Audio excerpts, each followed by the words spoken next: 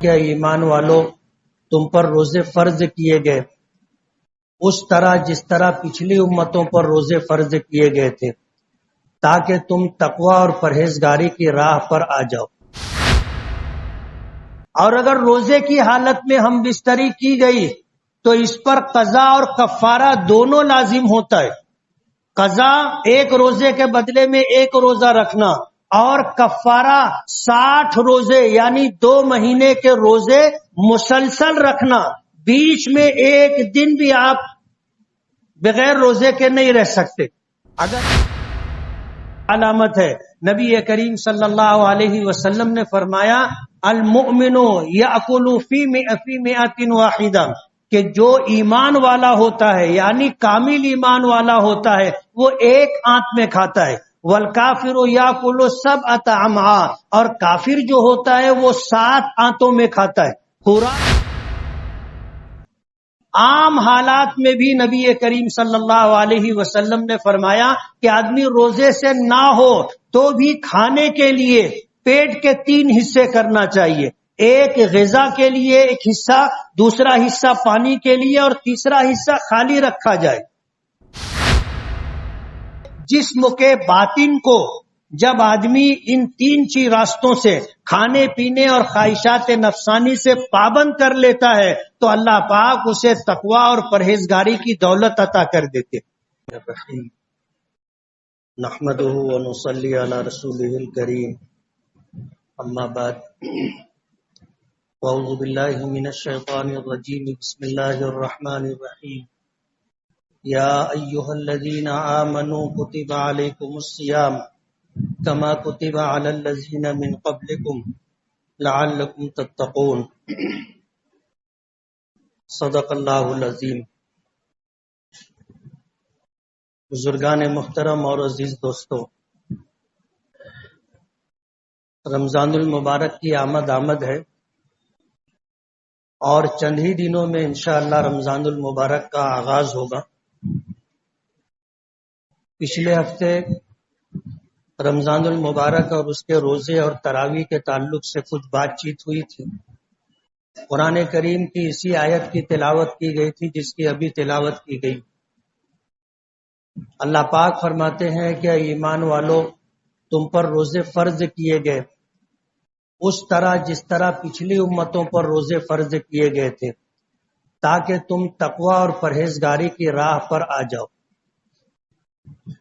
اللہ تعالیٰ نے جو عبادتیں ہم لوگوں پر فرض کی ہیں ان عبادتوں کا تعلق یا تو ہمارے مال سے ہے یا تو ہمارے جسم سے، بدن سے۔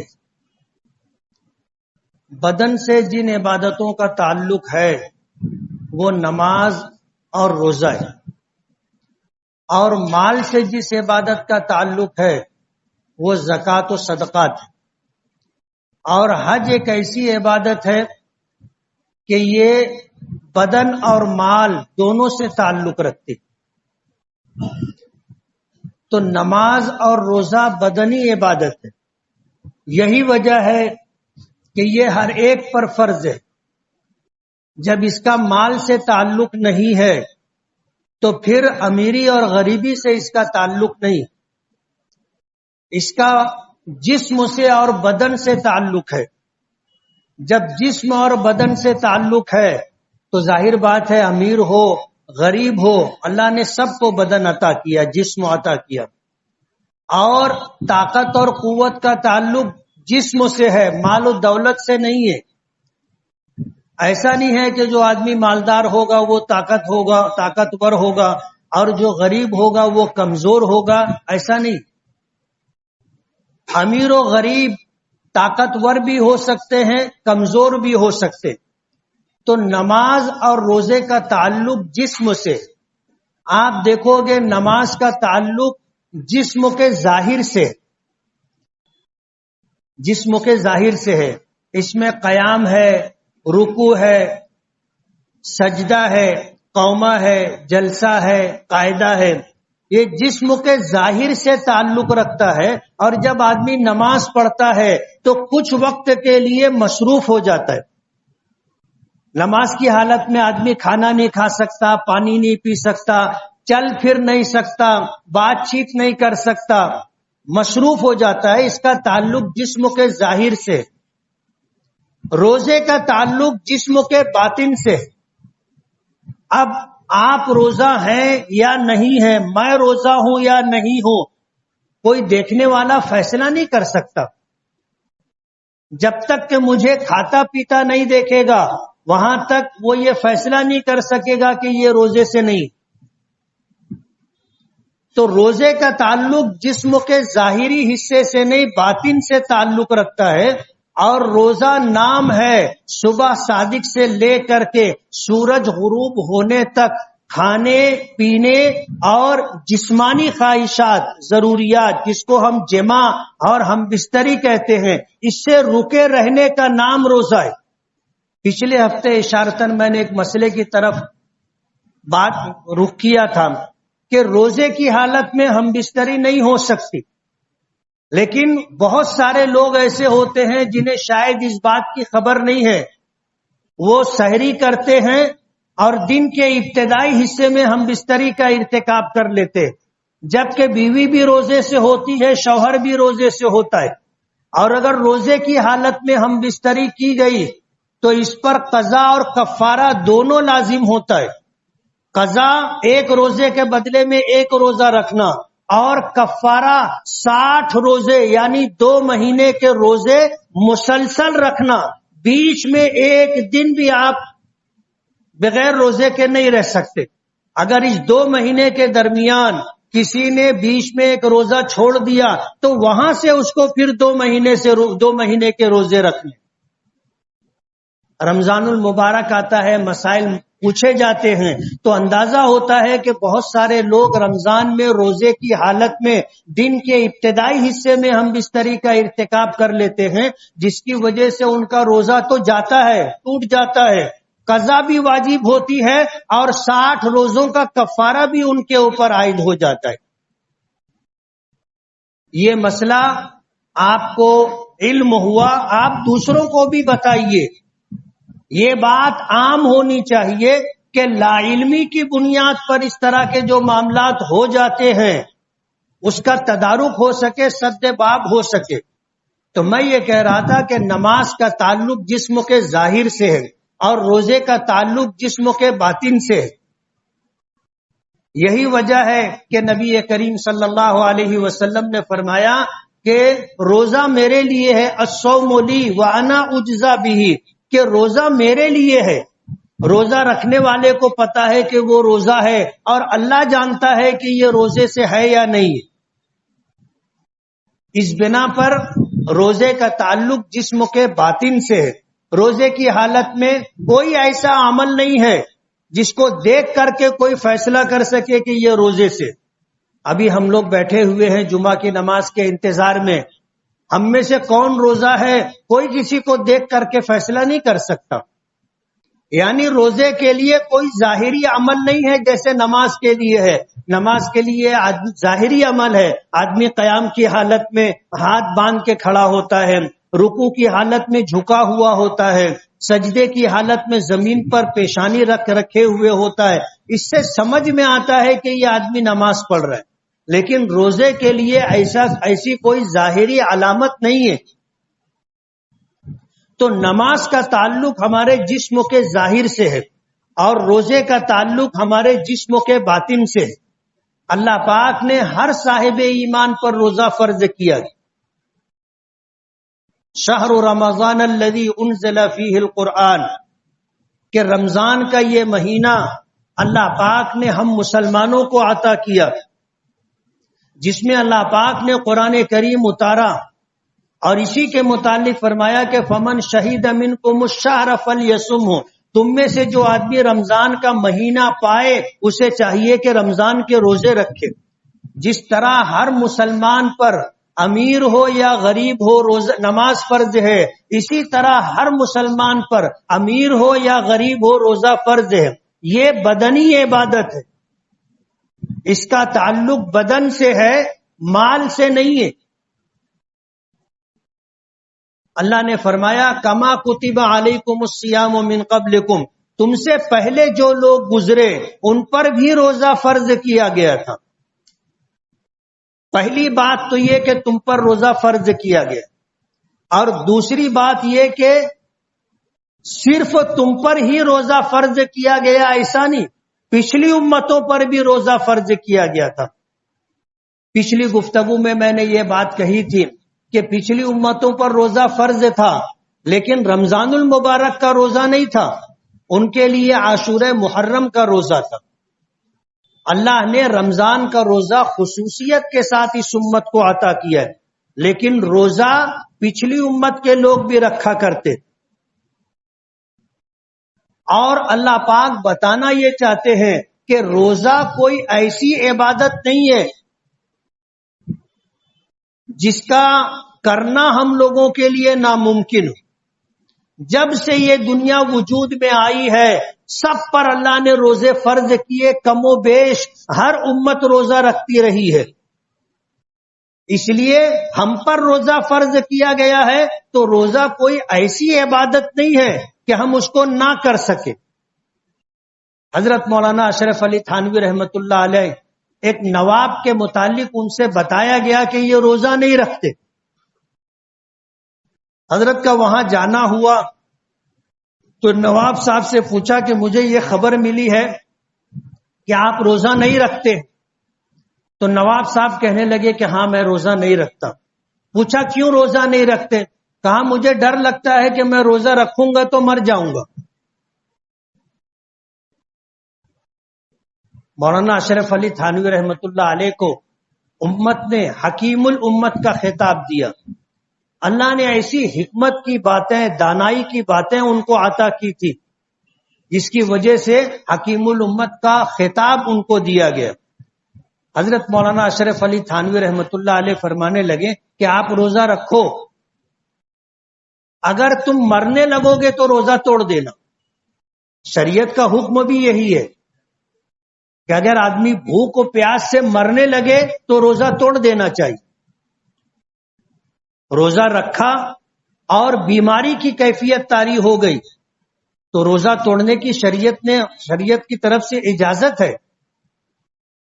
روزہ توڑ سکتے ہیں، اس کی قضا بعد میں ہو سکتی ہے. جان کا بچانا فرض ہے، حتی الامکان کوشش کرنا چاہیے. تو نواب صاحب کو حکیم الامت حضرت مولانا اشرف علی تھانوی رحمت اللہ علیہ نے یہی نسخہ بتایا، یہی طریقہ بتایا کہ آپ کو روزہ رکھنا چاہیے اور اگر آپ مرنے لگو تو روزہ توڑ لینا. اب ظاہر بات ہے آدمی روزہ رکھنے سے مرتا نہیں ہے. انہوں نے روزہ رکھا، روزہ رکھ لیا، اور روزہ رکھنا ان کے لیے آسان ہوتا ہے جن کو بھوکا رہنے کی عادت ہو. جو کم کھاتے ہو ان کو روزہ بہت آسان ہے. ایک بادشاہ نے 2 لوگوں کو قید کیا کسی جرم کی سزا میں. ایک ان میں سے کمزور تھا، کھانے پینے میں بھی کمزور تھا، یعنی تھوڑا کھاتا تھا، اور دوسرا جو تھا وہ ہٹا کٹا تھا، خوراک بہت اچھی تھی. دونوں کو بند کر دیا اور 3 دن کھانا نہیں دیا. 3 دن کے بعد دیکھا گیا کہ جو ہٹا کٹا تھا وہ مر گیا، اس سے بھوک برداشت نہیں ہوئی. اور جو دبلا پتلا تھا، کم کھانے کی اور بھوکا رہنے کی عادت تھی، وہ 3 دن گزرنے کے بعد بھی رہا سلامت. تو جو لوگ کم کھاتے ہیں اور جن لوگوں کو بھوکا رہنے کی عادت ہے، روزہ ان کے لیے آسان ہے، کوئی مشکل نہیں. روزہ ان کے لیے مشکل ہے جن کا ناشتہ بھی بہت تگڑا ہوتا ہے، دوپہر کا کھانا بھی بہت زوردار ہوتا ہے اور رات کا کھانا بھی شاندار ہوتا ہے. ان کے لیے روزہ مشکل ہوتا ہے. لیکن جو لوگ کم کھاتے ہیں، اور یہ کامل ایمان ہونے کی علامت ہے. نبی کریم صلی اللہ علیہ وسلم نے فرمایا المؤمن یأکل فی مئۃ واحدہ، کہ جو ایمان والا ہوتا ہے یعنی کامل ایمان والا ہوتا ہے وہ ایک آنت میں کھاتا ہے. والکافر یاکل 7 امعاء، اور کافر جو ہوتا ہے وہ 7 آنتوں میں کھاتا ہے. خوراک کا اتنا فرق ہوتا ہے ایمان کے کمال کی وجہ سے. تو زیادہ کھانا کوئی اچھی بات نہیں ہے اور کوئی کمال کی بات نہیں ہے، کم کھانا کمال کی بات ہے۔ حضرت مولانا محمد قاسم نانوتوی رحمت اللہ علیہ جو دارالعلوم دیوبند کے بانی ہیں، جنہوں نے دارالعلوم دیوبند کی بنیاد رکھی تھی، ان کو کسی سادھو نے مقابلے کی دعوت دی اور یہ کہا کہ آؤ ہم دیکھتے ہیں تم کون زیادہ کھاتا ہے۔ تو مولانا قاسم نانوتوی رحمت اللہ علیہ نے فرمایا زیادہ کھانا کوئی کمال کی بات نہیں ہے، آؤ ہم اس پر مقابلہ کرتے ہیں کہ کون کتنے دن تک بھوکا پیاسا رہتا ہے۔ ساتھ میں بیٹھتے ہیں ایک کمرے کے اندر، دروازہ بند، کھانے پینے کی کوئی چیز نہیں رہے گی، کون کتنے دن تک بھوکا پیاسا رہتا ہے اس پہ مقابلہ کرتے۔ ظاہر بات ہے وہ بہت کھانے والا تھا، وہ تو ایک ٹائم نہیں کھائے تو اس کی حالت خراب ہو جائے گی، اس نے مقابلے سے انکار کر دیا۔ تو روزے کا تعلق جسم کے باطن سے۔ تیسری بات آیت کریمہ میں اللہ پاک نے جو ذکر کی ہے لعلکم تتقون، تاکہ تم میں تقوی اور پرہیزگاری پیدا ہو جائے۔ تین چیزیں روزے کی حالت میں ضروری ہے، صبح صادق سے لے کر کے سورج غروب ہونے تک کھانے سے رکنا ہے، پینے سے رکنا ہے، جماع اور ہم بستری سے رکنا ہے۔ یہ تین چیزیں چھوڑ کر کے آدمی روزے کے نیت سے صبح صادق سے لے کے شام تک رکا رہے تو یہ روزے دار ہے، یہ روزے دار ہے۔ ان تین چیزوں کا چھوڑنا ہے۔ اب تقوی اور پرہیزگاری کن راستوں سے آپ کو اللہ پاک عطا کرے؟ کھانا پینا، خواہشات نفسانی، ان تین چیزوں پر اگر آپ نے کنٹرول کر لیا اللہ پاک تقوی اور پرہیزگاری کی دولت عطا کر دے۔ عام حالات میں بھی نبی کریم صلی اللہ علیہ وسلم نے فرمایا کہ آدمی روزے سے نہ ہو تو بھی کھانے کے لیے پیٹ کے تین حصے کرنا چاہیے، ایک غذا کے لیے ایک حصہ، دوسرا حصہ پانی کے لیے اور تیسرا حصہ خالی رکھا جائے۔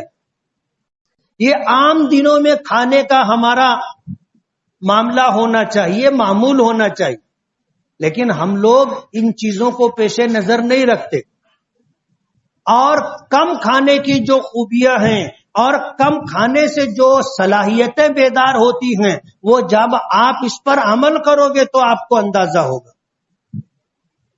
کم کھانے کی عادت ڈالنا چاہیے جسم کے باطن کو۔ جب آدمی ان تین راستوں سے کھانے پینے اور خواہشات نفسانی سے پابند کر لیتا ہے تو اللہ پاک اسے تقوی اور پرہیزگاری کی دولت عطا کر دیتے۔ یہی وجہ ہے کہ وہ شخص جس پر خواہشات کا غلبہ ہو اور شادی نہیں ہوئی ہو، اندیشہ ہو کہ یہ زنا میں گناہ میں مبتلا ہو جائے گا، تو اس کے لیے نبی کریم صلی اللہ علیہ وسلم نے فرمایا کہ اسے چاہیے کہ وہ روزہ رکھے، فَلْيَصُمْ فَإِنَّهُ لَهُ وِجَاءٌ، کہ وہ روزہ رکھے۔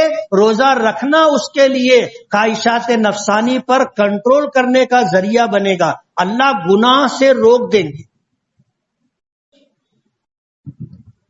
ایک مہینہ اگر صحیح معنوں میں آدمی روزہ اہتمام کے ساتھ رکھے، اہتمام کا مطلب یہ ہے کہ ہم لوگ روزہ رکھے،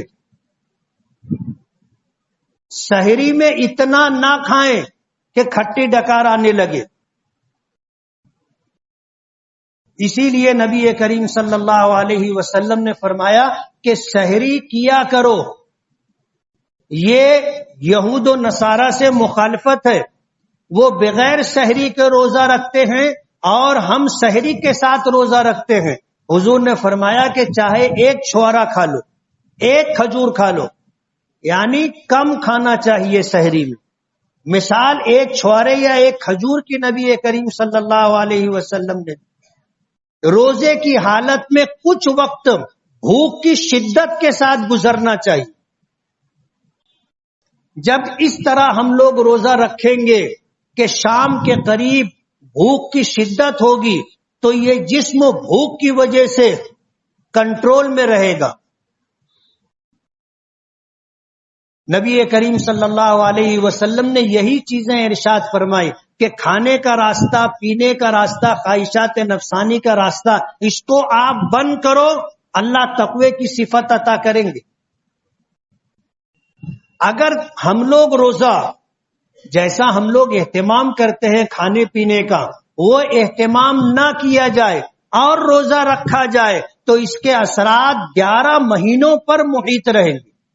لیکن ہمارا روزہ تو نام کا روزہ ہوتا ہے، شریعت کے تقاضوں کو ہم پورا کر دیتے کہ سحری سے صبح صادق سے لے کر کے سورج غروب ہونے تک کھانے پینے اور خواہشات نفسانی سے رک جاتے ہیں، لیکن بیچ میں ایک وقت کا جو کھانا ہم چھوڑتے ہیں اس کی تلافی سحری اور افطاری میں ہو جاتی ہے۔ 11 مہینہ ہم جو نہیں کھاتے، جو اہتمام نہیں کرتے کھانے پینے میں، وہ اہتمام رمضان المبارک میں ہوتا ہے۔ ہم میں بہت کم لوگ ہوں گے، 1% لوگ بھی ایسے نہیں ہوں گے جو 11 مہینے میں ڈرائی فروٹ کی تری وغیرہ استعمال کرتے ہو۔ اللہ ماشاءاللہ کسی کے گھر کا معمول ہوگا تو الگ بات ہے، ورنہ ڈرائی فروٹ کی تری ہم لوگ سحری میں افطاری میں لیتے ہیں اہتمام کے ساتھ۔ فروٹ استعمال ہوتا ہے کھانے کے اندر، اچھے چاول، اچھا گوشت، اچھی چیزیں استعمال ہم لوگ کرتے ہیں۔ تو ایک وقت کے کھانے کا جو گیپ ہوتا ہے اس سے کوئی فرق نہیں پڑتا۔ بہت سارے لوگوں کی تو رمضان میں صحت بن جاتی، سحری زوردار رہتی ہے، افطاری زوردار، اور پھر تیسرا کھانا تراویح کے بعد بھی رہتا ہے۔ آیت کریمہ میں تیسری بات ذکر کی گئی لعلکم تتقون، روزہ رکھنے کا مقصد کیا ہے؟ اللہ پاک روزے سے چاہتے کیا ہیں؟ اللہ پاک کی منشا یہ ہے کہ آدمی میں تقوی اور پرہیزگاری پیدا ہو جائے۔ پچھلے ہفتے میں نے اس بات کو ذکر کیا تھا کہ استقبال رمضان کا مطلب کیا ہے۔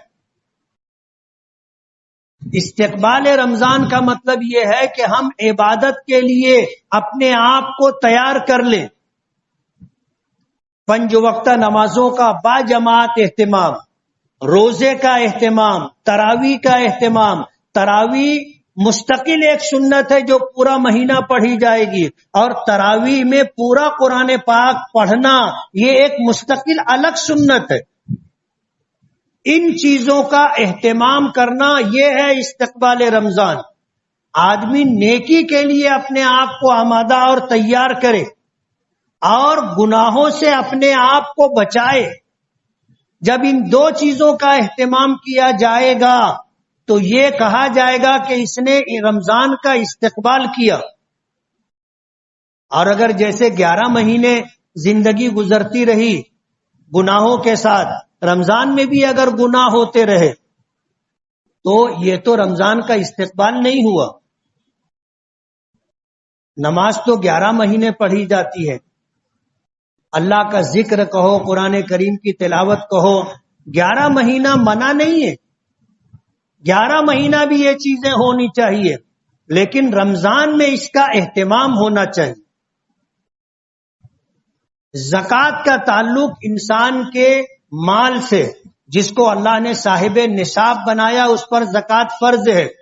جو مال کی زکوٰۃ آپ نے پچھلے سال دی تھی، اگر وہ مال اب بھی باقی ہے تو اس سال بھی اس پر آپ کو زکوٰۃ دینی ہے، یعنی زکوٰۃ ہر سال واجب ہوتی ہے۔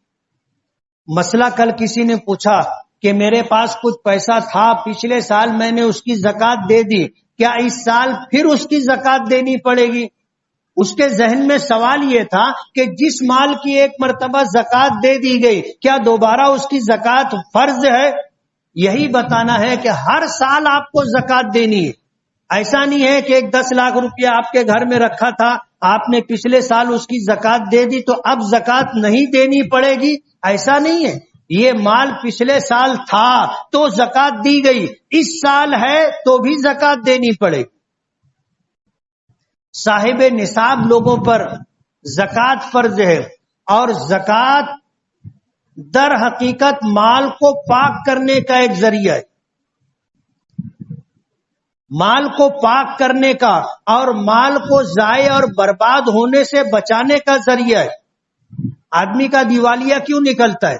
زکات نہیں دیتا اس لیے اس کو نقصان ہوتا ہے۔ تاریخ اٹھا کر کے آپ دیکھو گے تو آپ کو یہ چیز ملے گی کہ مالداری تیسری پیڑھی تک نہیں آتی۔ شہر میں آپ اگر سروے کر کے دیکھو گے تو آپ کو 100 سے زیادہ مثال ملے گی کہ امیری اور دولت مندی تیسری پیڑھی تک نہیں آتی۔ اس کی وجہ، آپ اگر اس کی وجہ تلاش کرو گے تو بہت ساری چیزوں میں ایک چیز یہ بھی ملے گی کہ اپنے مال کی پوری زکات نہیں نکالی جاتی۔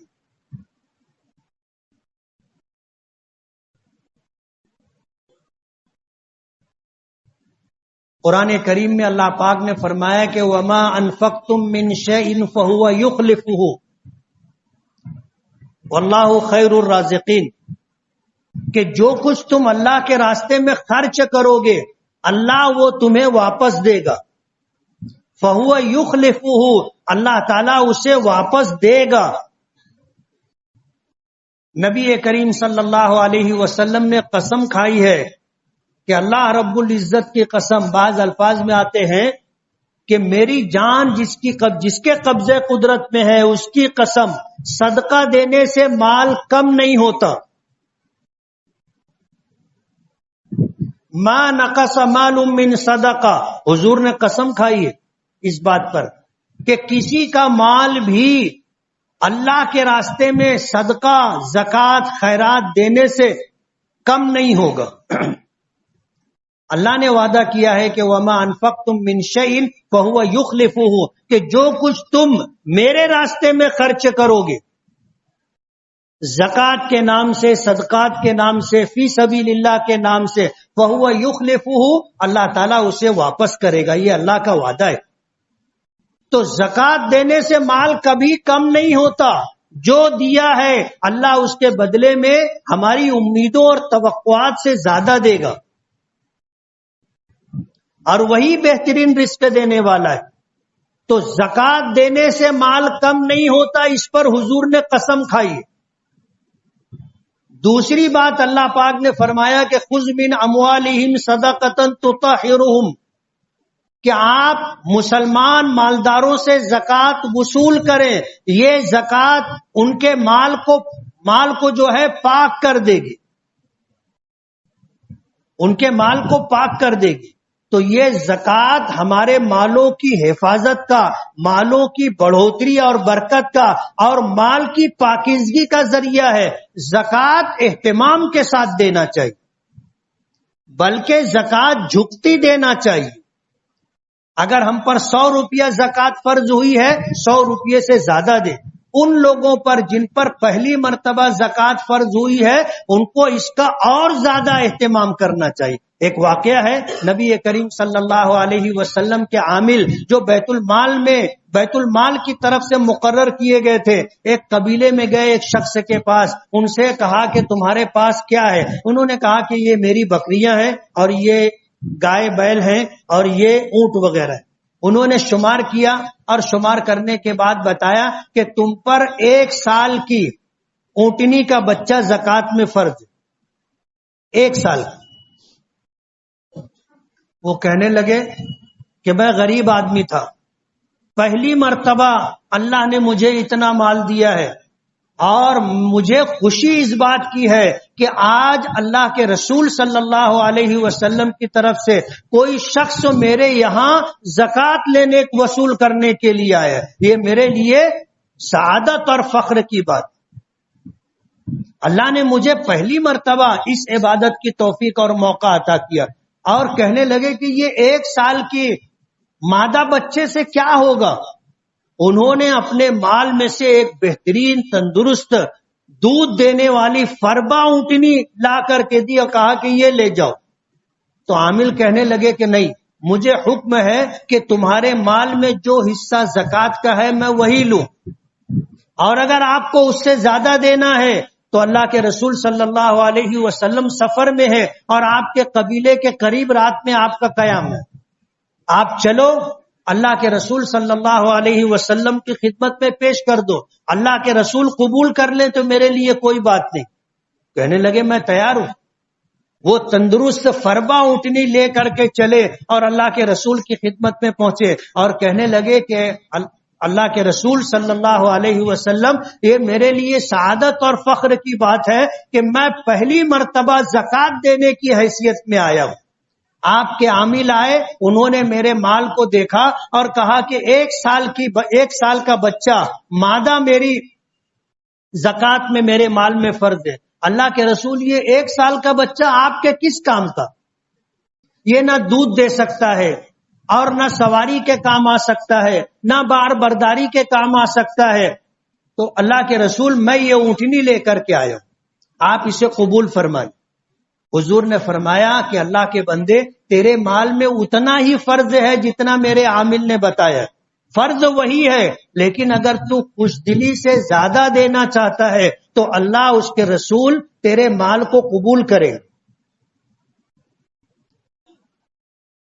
تو زکوٰۃ جھکتی دینا چاہیے۔ آپ اگر زکوٰۃ جھکتی دیں گے تو کبھی مال پر زوال نہیں آئے گا، مال پر زوال نہیں آئے گا، مال کم نہیں ہوگا۔ اس پر حضور نے قسم کھائی ہے۔ ہم کو دکھتا ہے کہ 100 روپے میں سے 2.5 روپیہ ہم نے زکوٰۃ کا نکالا تو 2.5 روپیہ کم ہوا، ایسا دکھتا ہے، لیکن اللہ کا وعدہ ہے اللہ یہ واپس کریں گے اور برکتوں کے ساتھ واپس کریں گے، یہ اللہ کا وعدہ ہے۔ تو ہم اپنے دیکھنے پر اعتماد نہ کریں، اللہ اس کے رسول کے وعدے پر اعتماد اور بھروسہ کر کے زکوٰۃ پوری ادا کریں۔ آپ زکوٰۃ پوری ادا کریں گے، آپ کے مال پر کبھی زوال نہیں آئے گا، کبھی دیوالیہ نہیں ہوگا، کبھی غربت آپ کے دروازے پر نہیں آئے گی، اور آپ کا مال پاک ہوگا، اور پاک مال آپ استعمال کرو گے، اللہ آپ کی جان اور مال کو پاک کرے گا۔ تقوی اور پرہیزگاری کی صفت اللہ پاک روزے کے ذریعے سے عطا کرتے۔ حج کا تعلق ہمارے مال سے بھی ہے، حج کا تعلق ہمارے بدن سے بھی، لیکن حج بھی ہر ایک پر فرض نہیں ہوتا، کم لوگوں پر فرض ہوتا ہے جو صاحب استطاعت ہو، سب پر حج فرض نہیں ہے۔ اس لیے رمضان المبارک کا مہینہ آ رہا ہے، اس کے استقبال کا مطلب یہ ہے کہ ہم گناہوں کو چھوڑ کر کے نیکیوں کے لیے اپنے آپ کو آمادہ اور تیار کر لیں۔ اہتمام کے ساتھ 5 وقتہ نمازیں، ہمارا زیادہ وقت فرصت کے اوقات ہم مسجد میں رہ کر کے اعتکاف کی نیت کے ساتھ، روزے کے ساتھ، تلاوت کے ساتھ، ذکر کے ساتھ گزاریں۔ صرف مسجد میں سونے کے لیے نہ آئیں، صرف مسجد میں سونے کے لیے نہ آئیں۔ آپ کو اگر ضرورت ہے، آپ کے گھر میں آرام نہیں مل سکتا، آپ کے لیے انتظامیہ نے موقع دیا ہے، آپ آ کر کے آرام کر سکتے ہیں، لیکن جب آپ آئیں تو کم سے کم وضو کر کے 2 رکعت نماز ضرور پڑھ لیں، قرآن کریم کی کچھ تلاوت کر لیں، پھر آپ آرام کریں۔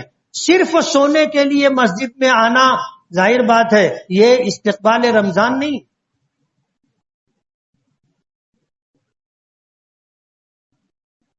اور تقوی و پرہیزگاری کا حصول ہی روزے کا مقصد ہے۔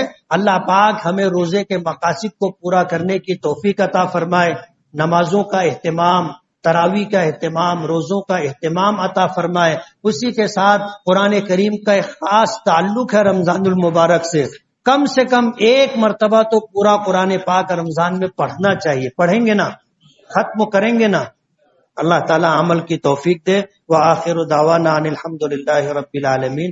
جن